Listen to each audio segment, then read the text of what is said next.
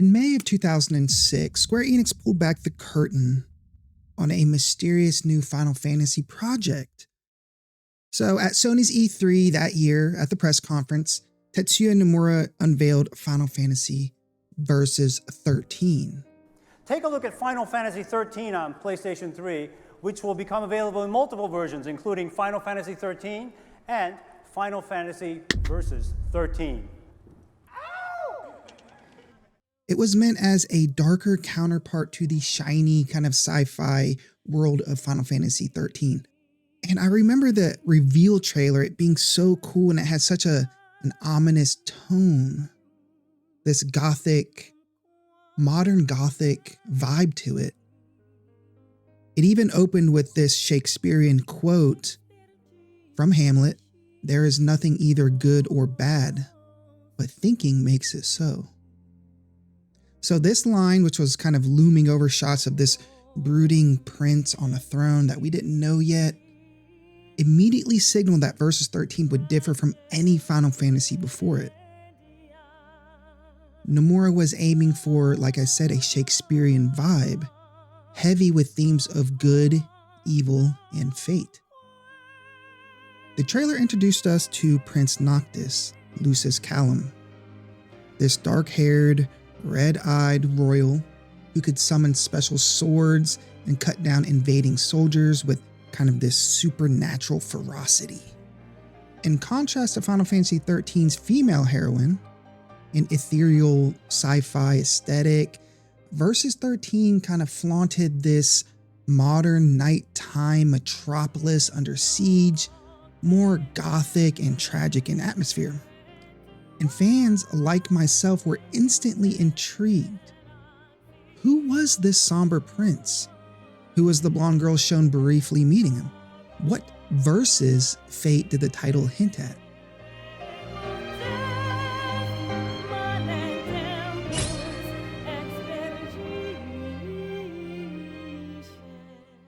So Nomura, famous from Kingdom Hearts and Advent Children, promised extreme action gameplay and a story about bonds. The game's title, Versus, implied a subversive take on the series. Early press called it the Dark Final Fantasy, possibly an epic tragedy in the making. Little did we know the project would become a tragedy legend in gaming, a puzzle that fans would piece together for the next decade as Final Fantasy Versus 13 drifted into silence and myth. So after this electrifying 2006 reveal, and let me know in the comments, what did you guys think, if you were around then, of this reveal? Because I was hyped beyond hype. This was a trailer that I watched 10, 15 times when it first released, you know? So cool, such a cool vibe to it. But after that reveal, Versus 13 kind of went dark. And months turned into years with almost no new footage or no new information. But that silence almost expanded the allure, the mystery, because fan excitement grew and grew. And this was envisioned as a edgy and mature Final Fantasy that many people kind of had been dreaming of. And Nomura, every once in a while, he would drop these tantalizing hints in interviews. He had the plot outlined early on, but the scenario writing hadn't really begun yet. Internally, development was moving at a crawl, and we later learned why Versus 13 was mired in development hell. And Square Enix's internal struggles played a huge role. The Crystal Tools engine, which was built for 13, was giving the team a lot of trouble, and Versus 13 staff kept getting yanked off to kind of work on higher priority projects. And in 2008, Nomura admitted Versus is waiting for 13. 13 is the priority. 13 is prioritized, so the Versus team is helping them. We're doing what we can, art story, but progress is slow, and that is from a Famitsu interview. In fact, Square Enix literally put Versus on hold so its programmers could finish Final Fantasy XIII. So this caused a lot of outcry, a lot of outrage among fans, and even kind of panicked press releases from Square denying that Versus was on hold, even though we all knew it was. But the reality was clear. Versus 13 had just stalled out. And after 13 finally did ship, Versus briefly resumed full production, only to hit another roadblock. In 2010, the online game Final Fantasy XIV. Yes, we love it now. Well, there was a time when I loved it, but the launch was just awful. Disastrous launch. I didn't play it on launch. I wasn't really into MMOs back then, but an MMO requires so many resources, so many people, and when that game failed and crashed and flopped, Square Enix was forced to pull even more resources from Versus 13 and put it onto Final Fantasy XIV, the MMO. So basically, the Versus team were just putting out fires from 14, which granted, it did work for 14's benefit in the end, at the sacrifice of Versus 13 though. The project was just repeatedly postponed by these crises. Nonetheless, Square tried to assure fans that it wasn't dead. A new Versus 13 trailer was released in 2011, at the beginning of 2011, and it finally showed some gameplay.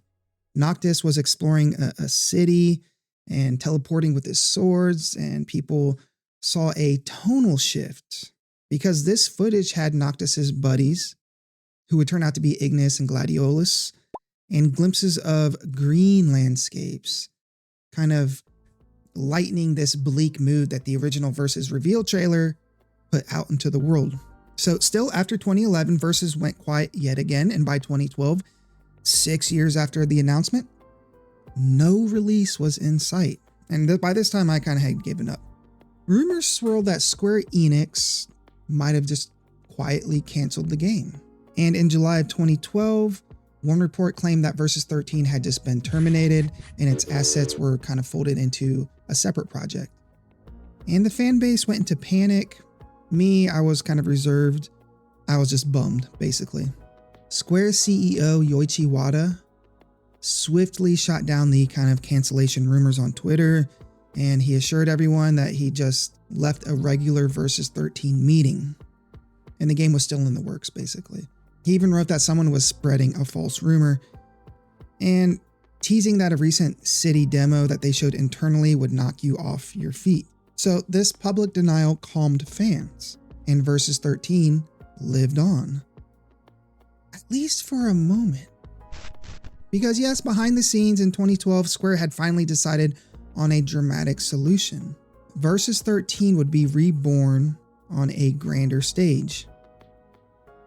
That was the plan. And between 2012 and 2013, the secret plan to transform Versus 13 into Final Fantasy XV was set into motion.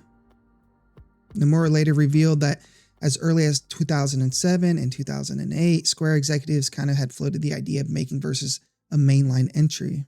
At first, Nomura was hesitant, and by 2009, Versus had its own identity, had its own fan following, its own tone, and Square hadn't yet committed to a change. But over time, the idea made sense. In 2011, Square renamed another Final Fantasy XIII spin-off, Agito 13, if you guys remember that, to Type O or Type 0, signaling a move away from the Fabula Nova Chrysalis 13 branding. Nomura says he came to accept Versus 13 becoming Final Fantasy XV once Agito became Type O. Crucially, technology forced the change as well. By 2012, the team had an early alpha of Versus running on PS3. But Nomura admitted with current gen systems, they couldn't fully express what they wanted. They'd have to change too much. The next gen consoles were on the horizon, and Square worried that if they stuck with the PS3 360 hardware, the game would look very dated compared to its competitors. So people higher up, they greenlit Versus 13 to be moved to the PS4 and be rebranded as Final Fantasy XV. At the time, Wada ordered the development team from Type O to join Versus 13, helping build the next-gen prototype, which would become 15. It was all hands on deck to transform Final Fantasy Versus 13 as a flagship title. In June 2013, the world finally learned the truth. At E3 2013, a trailer played. It began as the long-awaited Versus 13 footage fans recognized. Then the logo flashed, transforming into Final Fantasy XV. The project was officially reborn. However, another shock came after. Tetsuya Nomura would no longer be directing, and by 2014, Square announced that Hajime Tabata, who did Crisis Core and Type O, would be taken over to complete the production of 15. Nomura had moved on to other projects, basically Kingdom Hearts 3 and the 7 remake. When pressed for the reason, Nomura said it was the company's decision. I can't do anything more than that. Pretty blunt, but true. So to me, it sounds like Nomura was basically forced out and put on different projects. And I think they did this so that 15 could just hit the internal deadlines that had been put in place for it.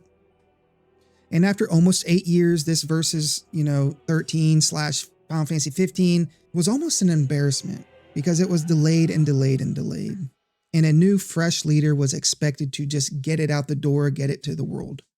And Nomura quietly departed the project that he had envisioned, leaving Tabata to carry it forward. I mean, you can kind of imagine how heartbreaking it would be for Nomura, who had poured these endless ideas into Versus 13 for years, only to have it taken away. Now, Tabata's mission was clear. Finish 15 at all costs. He later said the first mandate after the rebrand was to deliver a complete, coherent story in a single game. Nomura and Square had once considered Versus 13 as possibly spanning multiple games or being part of the, Fabula Nova Crystallis mythos. But now the directive, the mission was to just wrap up 15's story within one title, make it a very self-contained game. Tabata and his team did, a thorough audit of Versus's content. And they said, what can we carry over and what just doesn't fit into 15's structure?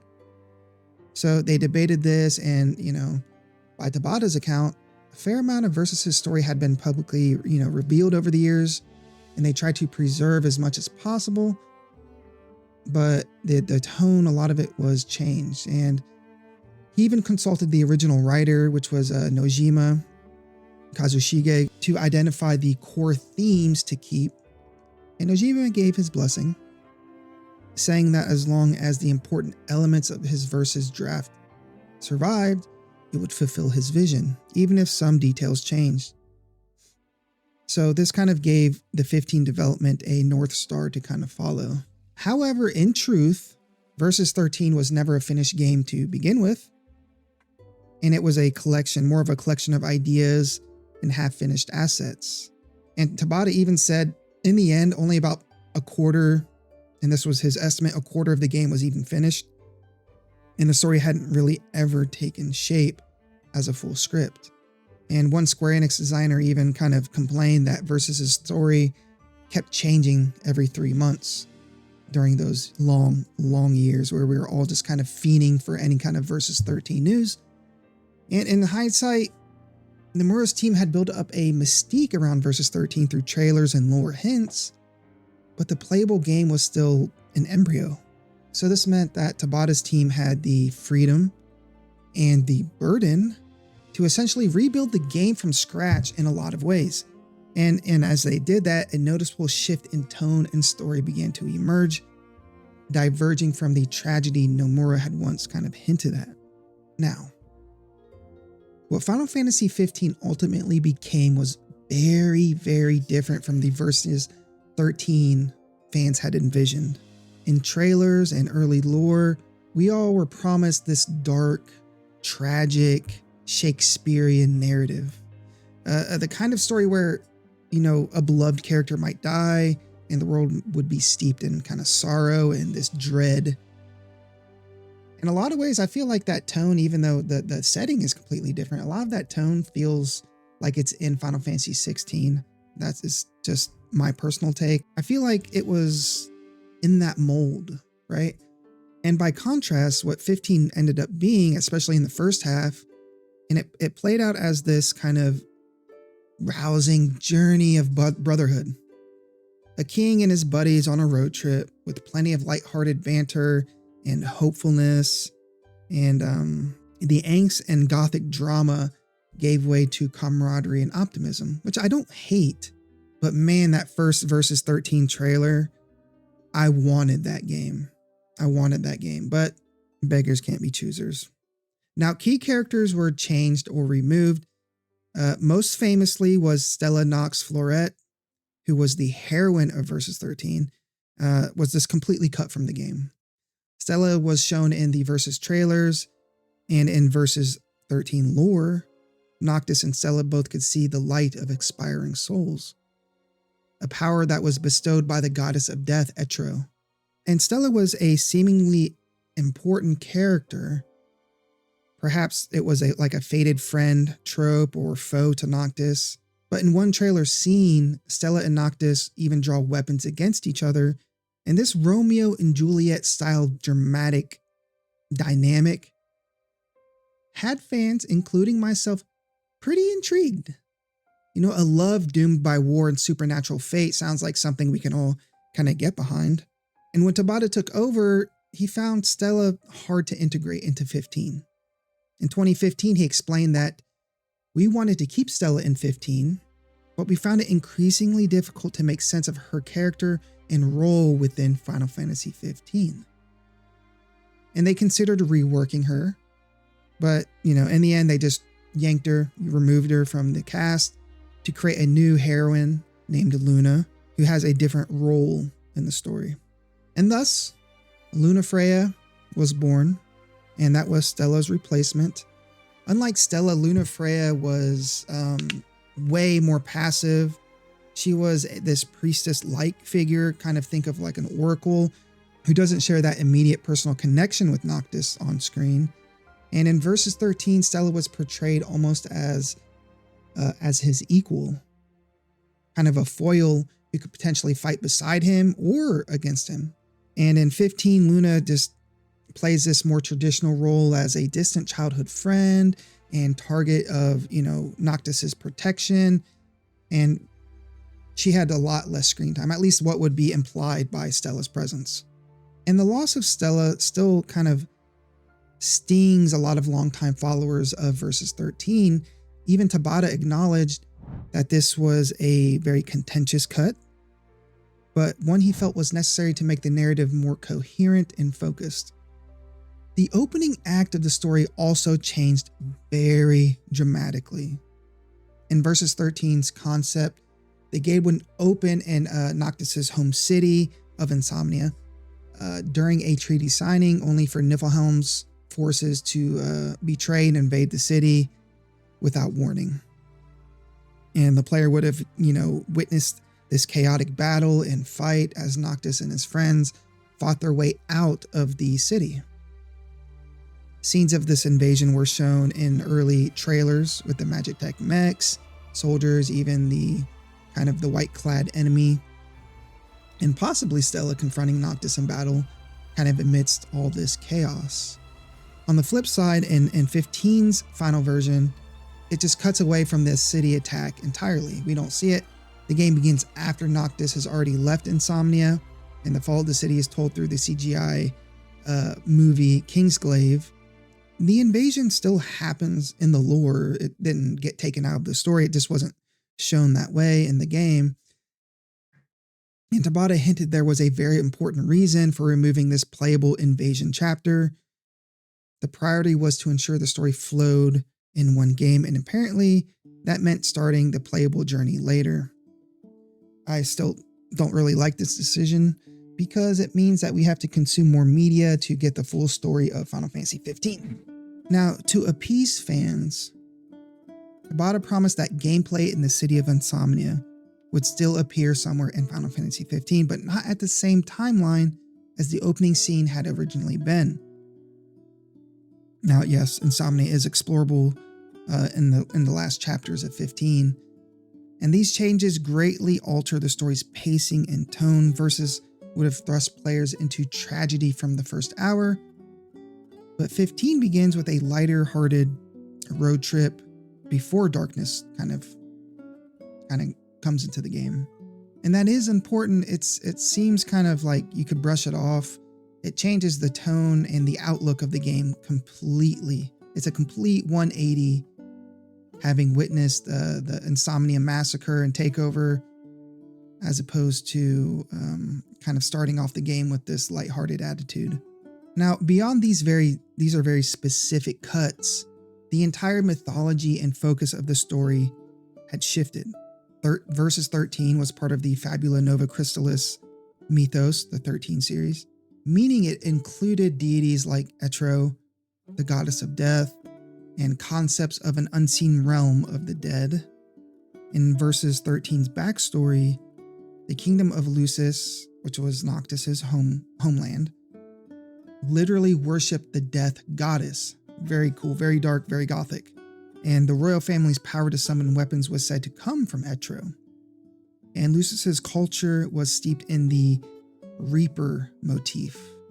Citizens wearing black, a strict society protected by an undead patron, and Noctis's ability to see the light of departing souls after a near-death experience was a direct tie to Etro's power. So this is why the early trailers emphasized the line between life and death, and it was a much darker take on the series' crystal lore. But 15 got rid of that. Thanks. I really wanted to see that. And it got rid of most of the Fabula Nova Crystallis lore. It was no longer a part of that 13 sub-saga.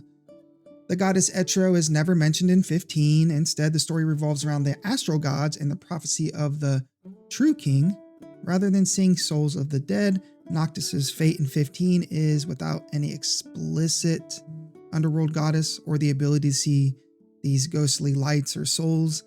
And the tone is also, it's not about mortality, and it's more about destiny and legacy, very classic JRPG kind of things. And it's worth noting that 15's end result is still bittersweet, and tragic in its own way. And if you haven't played 15, I don't know what you're doing here, but Noctis does give his life. He does sacrifice himself to save the world. And in the end, he and Luna are reunited in the kind of heaven or in the beyond or afterlife, whatever you want to call it. But this outcome is portrayed as a hopeful martyrdom, bringing light to the world, whereas Versus 13's narrative was expected to be far bleaker. And one unverified claim from a former Square designer suggested that higher-ups felt Versus 13's story was actually too dark, with its focus on death worship, tragedy, and morally gray characters. So yeah, all that contributed to the overhaul to a more lighthearted tone. Man, tell me in the comments, would you guys have liked to see this version of Final Fantasy Versus 13? For example, look, in Versus 13, the royal family of Lucis, which was Noctis's family tree, his lineage, was rumored to behave akin to a mafia family, making secret sacrifices to the goddess of death in exchange for power. That sounds pretty cool to me. So a lot of these elements were deemed risky or out of character for a flagship Final Fantasy game. And in 15, those elements were replaced with more conventional, fantasy tropes. King of Light, magical crystals, and a villain who is clearly corrupt, rather than a hero himself flirting with this darkness. A lot of these secondary characters' roles were changed also in Versus 13's concept. Noctis's father King Regis, and the Aedalos, the Niflheim Emperor, had larger parts in the story. 15 ended up kind of just minimizing Regis's screen time. Most of his scenes were in Kingsglaive, to be fair, and it introduced a new villain. I'm talking about 15 and Arden. Also, Ravis Nox Fleuret, which was Stella / Luna's brother, was initially positioned as a more direct antagonist to Noctis, and concept art and early ideas had him being a very fierce rival. In 15, Ravus's role was altered to a tragic pawn with not much screen time, far from the intense personal villain that could have been.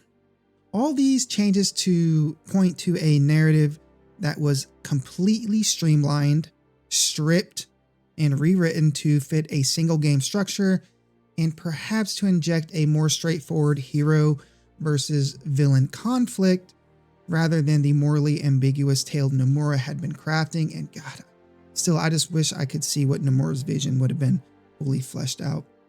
And I really want you guys to look at the trailers, because there's a whole plethora of trailers from the early first trailers to the trailers leading up to the 15 reveal. And just look how the color palette changes, the art, the tone, the vibe changes. And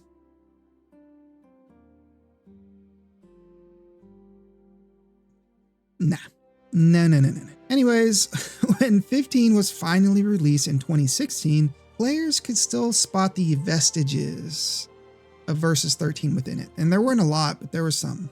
The general promise and premise of a prince on a journey, the character names and designs, and certain set pieces like the Insomnia attack, though off-screen, were there. The gameplay was there, which was this real-time action combat with warp strikes and summoned weapons, was very much what, Versus had promised. Only with more polish, you could say, but who knows, because we never got to play Versus. But the tone was undeniably lighter. Obviously, 15 starts with 4 friends pushing a car and cracking jokes, and Versus' earliest trailers, which I freaking love, starts with this massacre on the steps of the palace, and Noctis is drenched in blood, well, metaphorically drenched in blood, but he's killing a lot of people. Instead of this operatic tragedy about fate and death gods and mafia bosses, and we got this hybrid road trip bromance and epic coming of age story. And a lot of players, they loved 15 for those reasons, and I liked 15 for those reasons. I didn't love it. It was unique and heartfelt in its own right, and it definitely had its moments. But for longtime followers of the project, there always will remain this lingering what if.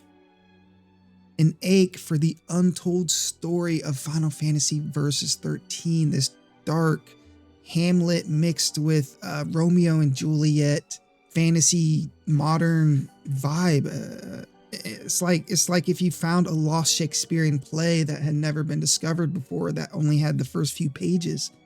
You wish you could see the rest, but we just can't, and we never will, and that sucks.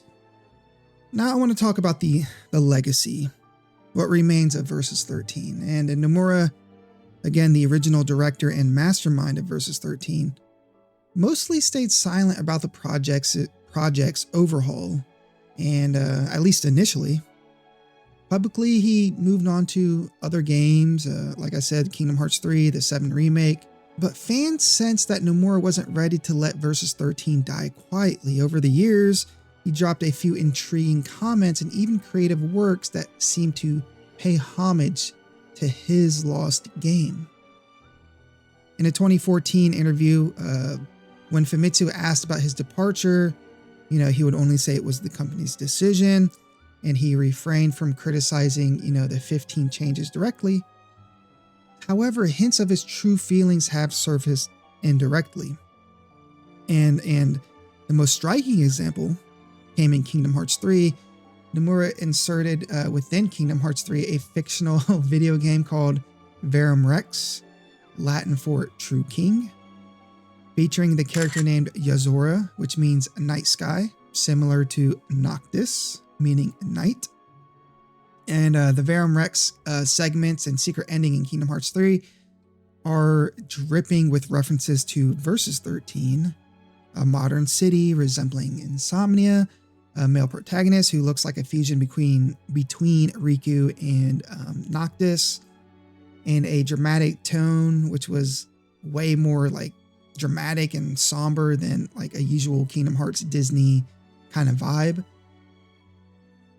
And this felt like Nomura's playful, or not so playful, I don't know, way of kind of reviving the spirit of Versus 13 in a different context. And fans went wild with theories. Was Nomura planning to tell his Versus, story inside Kingdom Hearts? In interviews, he kind of addressed the similarities, saying only I know the full story behind Versus 13 in Verum Rex. So basically, in other words, yes, he knows everyone is drawing parallels, and he deliberately put those parallels there, but he's not ready to spill any sort of grand plan. But as of 2025, the upcoming Kingdom Hearts 4 trailer showed a quasi-realistic world, city, urban vibe, urban setting, quadratum, that looks like a alternate Tokyo, kind of. Again, very Versus-esque. And it seems Nomura has still carried the DNA of Versus 13 into his new works, kind of refusing to let the memory of Versus 13 die. That's why Tetsuya Nomura, outside of Hironobu Sakaguchi, is my favorite Final Fantasy director. So in the end, why was 13 ultimately reworked? What did we lose with 13? It was technological necessity. They wanted to update the engine, make it run on modern or next-gen consoles.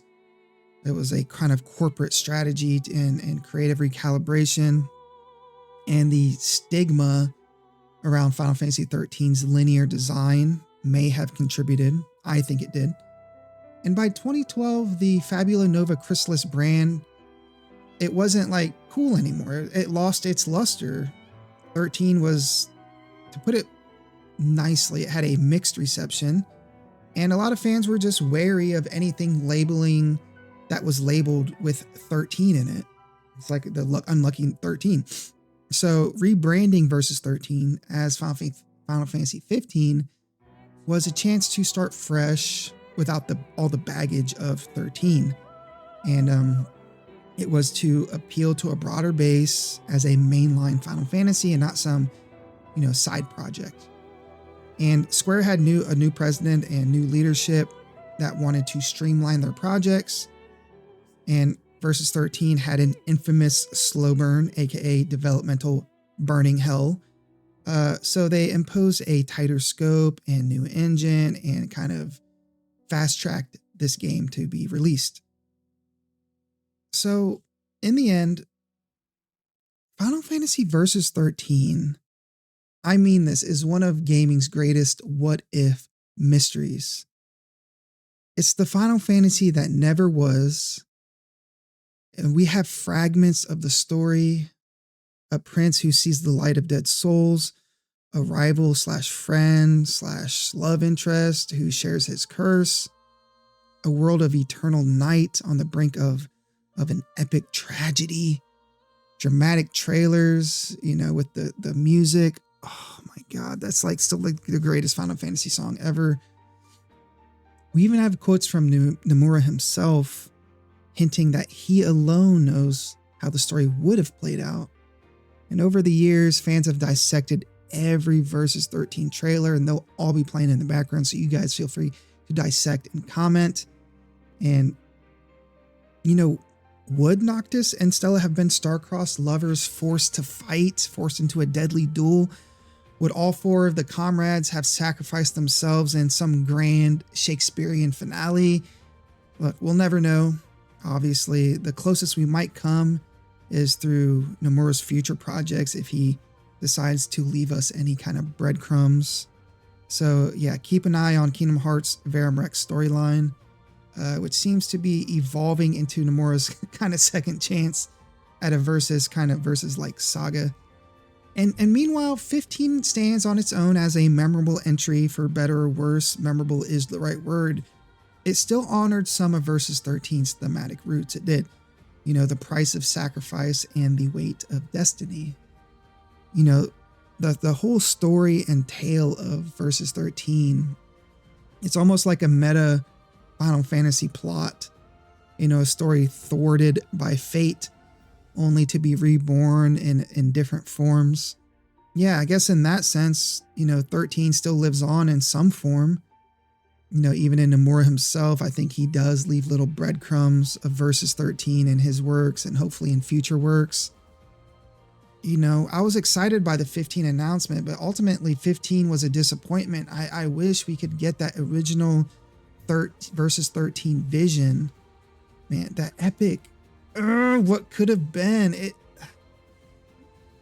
And it's sad. It's sad to think about it because before I even wrote all this stuff down, I went through and I recorded and watched all the original trailers, and man, it's a shame, really. So that's what could have been. Let me know what you think in the comments. Were you originally excited when it was announced as 15, but were you disappointed about the thematic and tone shift? I definitely was. I wish I could see that original Versus 13. And let me know about the Verum Rex, link or parallel. What do you guys think about that? Do you think we'll get more of that in Kingdom Hearts 4? Let me know. Have an amazing day. Don't forget to like and subscribe, especially if you've watched a couple of my videos before. And have a great day. God bless.